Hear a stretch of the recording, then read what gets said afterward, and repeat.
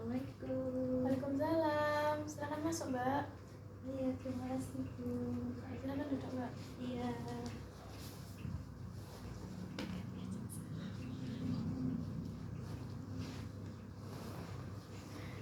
Sebelumnya dengan siapa ya, Mbak ya? Saya Udiska Bu. Oh, Mbak Diska ya, yang kemarin sudah WA kepada Ibu ya? Iya betul sekali. Baik. Bagaimana kabarnya nih Mbak Diska nih?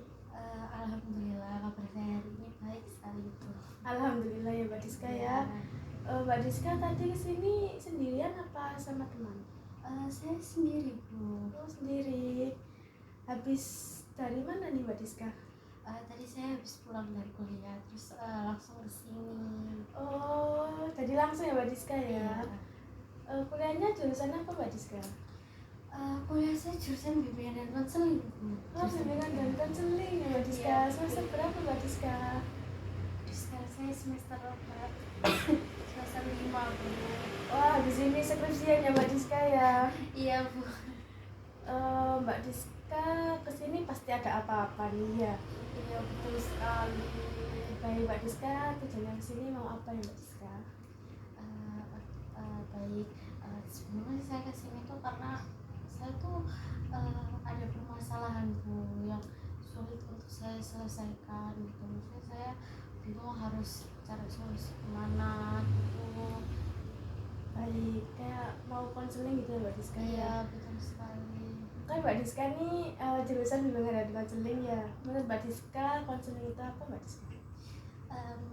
Menurut dari yang saya ketahui, konseling itu merupakan proses pemberian bantuan yang diberikan konselor, yaitu ibu, dan konseli, yaitu saya, untuk menyelesaikan suatu masalah yang dimana permasalahan milik saya nanti itu nantinya juga solusinya dari saya sendiri, seperti itu. Baik, saya jelaskan lagi Mbak Diska. Jadi konseling itu merupakan proses bantuan kepada konselor yaitu saya dan konselinya yaitu Mbak Diska untuk membantu menyelesaikan permasalahannya Mbak Diska alami ya. Tetapi saya konselor sebagai fasilitator saja, jadi yang mencari solusi itu Mbak Diska sendiri. Begitu ya Mbak Diska ya. Ya. Dan di konseling ini ada asas-asas Mbak Diska. Yang pertama yaitu ada asas kerahasiaan. Jadi cerita yang akan Mbak Diska ceritakan nanti cuma kita berdua yang tahu ya Mbak Diska, cuma saya dan Mbak Diska aja yang tahu. Dan yang kedua itu asas kesukarelaan. Jadi Mbak Diska tadi kesini atas sukarela atau ada dorongan dari teman-teman Mbak Diska atau gimana? Secara sukarela Bu. Baik, alhamdulillah ya Mbak Diska secara sukarela ya Mbak Ya, Diska ya. alhamdulillah. Baik, bisa diceritakan Mbak Diska permasalahannya? Oke, dan jadi gini Bu, saya itu sebenarnya dari SMP tuh punya kebiasaan yang buruk Bu. Ya saya akui sih kebiasaan saya yang paling buruk banget ya kan. Jadi dulu waktu SMP itu saya tuh kan suka sama K-pop ya kan, dan saya juga suka ikut konser gitu. Tapi waktu menginjak saya masuk ke kelas 10 nih ya Bu, menginjak masuk kelas 10 itu saya tuh makin fanatik gitu loh sama K-pop gitu kan, sampai akhirnya pada masa-masa COVID-19 yang kemarin itu 2 tahun itu. Nah waktu COVID-19 itu kefanatikan saya sama K-pop tuh parah banget Bu, maksudnya udah sefanatik itu. Nah terus habis itu saya tuh juga malah tambah boros gitu loh Bu, karena kefanatikan saya gitu. Entah itu buat beli album lah, beli foto cover, stick lah, segala macam itu semua, pokoknya saya tuh boros banget Bu gitu. Baik, jadi Mbak Diska ini punya permasalahan boros dikarenakan Mbak Diska ini menyukai hal-hal K-pop. Jadi Mbak Diska membeli album-album atau semacamnya itu ya Mbak Diska, betul? Betul sekali Bu. Nah itu kira-kira Mbak Diska belinya itu kayak sehari atau per bulan atau gimana Mbak Diska? Biasanya sih setiap 1 minggu ya Bu, kadang tuh 1 minggu sekali tuh saya tuh selalu ke toko K-pop beli album gitu kan. Tapi yang menurut diri saya aja, kadang nggak harus 1 minggu, bisa 1 bulan sekali atau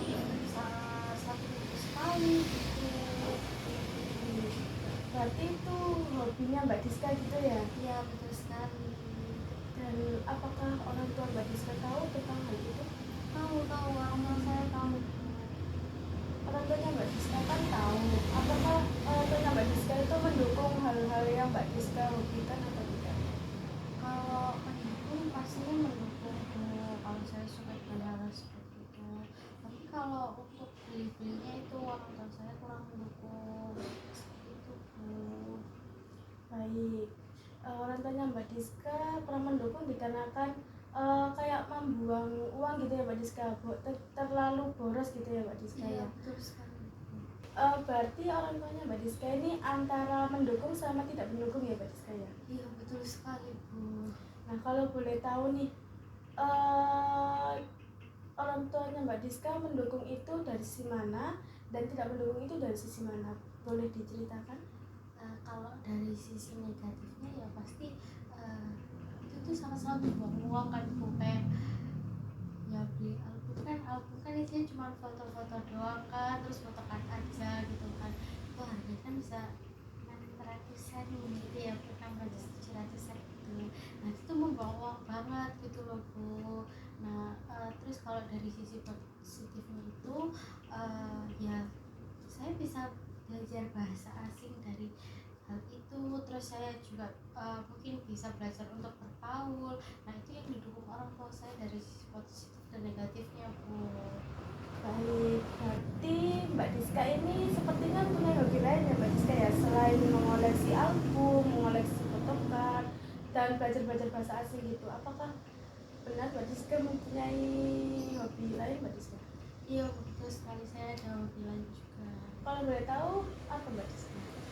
Hobi saya tuh selain koleksi, saya juga hobi banget tari gitu kan, karena dari kecil saya suka nari gitu loh Bu. Terus baca novel, saya juga suka baca novel gitu. Biasanya kalau nggak novel yang dalam bentuk fisik ya biasanya novel di HP kayak Vizo, Wattpad gitu. Biasanya saya suka baca-baca di situ. Berarti Mbak Diska ini suka nari ya Mbak Diska dari kecil ya? Ya betul sekali. Apakah itu didukung orang tua Mbak Diska? Kalau menari itu sama-sama didukung oleh orang tua saya Bu. Apalagi waktu itu sempat mau ditawarkan buat ikutan les nari, tapi saya tidak mau.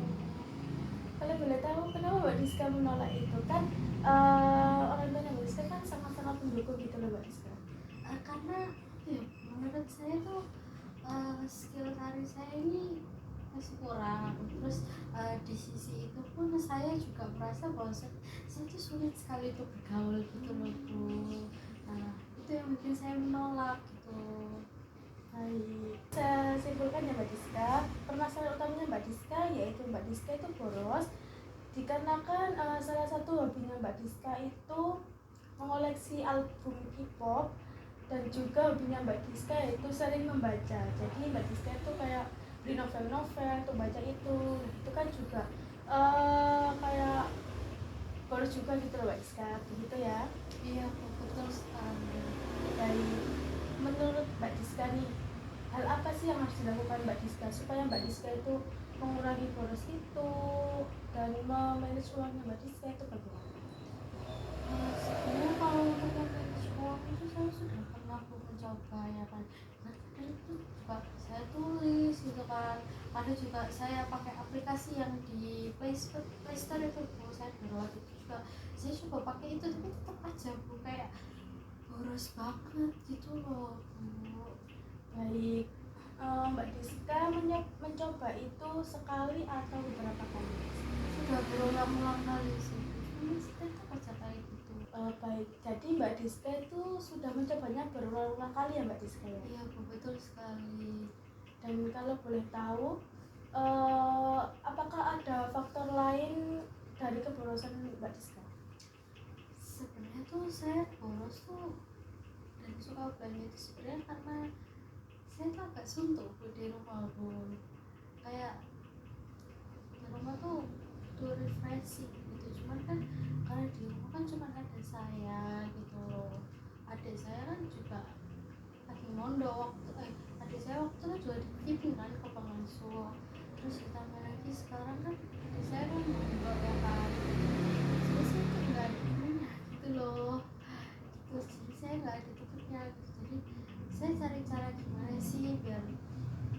tuh nggak suntuk lagi di rumah gitu. Dan ya itu belajar dan ngeluarin hobi saya gitu, ikut kayak dance gitu, terus mungkin belajar bahasa asing gitu Bu. Baik, berarti saya simpulkan lagi ya Mbak Diska. Selain boros karena hobinya Mbak Diska itu meluapkan keborosan Mbak Diska itu kan dikarenakan ada sedikit stres di rumah ya Mbak Diska, sedikit suntuk di rumah tuh. Iya betul sekali. Jadi Mbak Diska itu merefreshkan dirinya Mbak Diska dengan berbelanja dan juga beli novel, beli ini, beli itu gitu ya Mbak Diska ya. Iya Bu, betul sekali. Nah, menurut Mbak Diska nih, bagaimana cara menyikapi hal tersebut Mbak Diska? Kalau dari saya sendiri sih, menurut saya mungkin saya harus mendekatkan diri lagi ke orang tua saya, terus saya harus bisa mencoba terbuka gitu kan, karena gimana pun juga kan saya kan merasa saya kurang beruntung kan Bu di bidang di bidang akademik gitu kan. Jadi saya mencoba di non akademik, mungkin dimulai dari hobi saya itu, dan mungkin saya bisa membuat orang tua saya percaya salah hal itu, biar apa ya, biar orang tua saya juga bisa mendukung saya. Baik Mbak Diska, pendapat Mbak Diska yang Mbak Diska bicarakan tadi itu merupakan solusi dari permasalahan yang Mbak Diska alami, dan itu juga solusinya dari Mbak Diska sendiri gitu Mbak Diska. Seperti itu. Ya, jadi Mbak Diska setelah mengatakan solusi tadi, Mbak Diska harus berusaha untuk menerapkan solusi tersebut kepada orang tua ya Mbak Diska ya. Iya Bu, baik. Baik, dikarenakan jamnya sudah hampir habis, apakah ada yang ingin disampaikan lagi Mbak Diska? Mungkin yang bisa saya sampaikan, terima kasih ya Bu sudah mau mendengarkan cerita saya, membantu saya mencari solusi. Bahkan saya merasa sedikit lega, bukan sedikit, maksudnya saya sangat lega sekali. Saya cerita ke ibu. Alhamdulillah Mbak Diska ya, karena Mbak Diska sudah mempercayai saya, sudah mau bercerita kepada saya dan meluangkan waktu Mbak Diska untuk saya juga ya Mbak Diska. Jadi untuk pertemuan kedua, Mbak Diska bisanya hari apa? Saya bisanya di hari Sabtu sih Bu. Hari Sabtu siang atau sore? Sore jam 3 jam 4 gitu. Baik, untuk pertemuan kedua yaitu di hari Sabtu sore Mbak Diska, nanti kita membicarakan hasilnya Mbak Diska setelah pulang dari sini ya Mbak Diska. Ya, baik Bu. Baik, saya ucapkan terima kasih kepada Mbak Diska karena telah meluangkan waktunya kepada saya untuk cerita kepada saya Mbak Diska. Ya, saya juga terima kasih Bu. Baik. Ya Bu, kalau gitu saya izin pamit pulang ya Bu. Hati-hati ya Mbak Diska. Iya, terima kasih Bu. Sama-sama Mbak Diska. Assalamualaikum. Waalaikumsalam.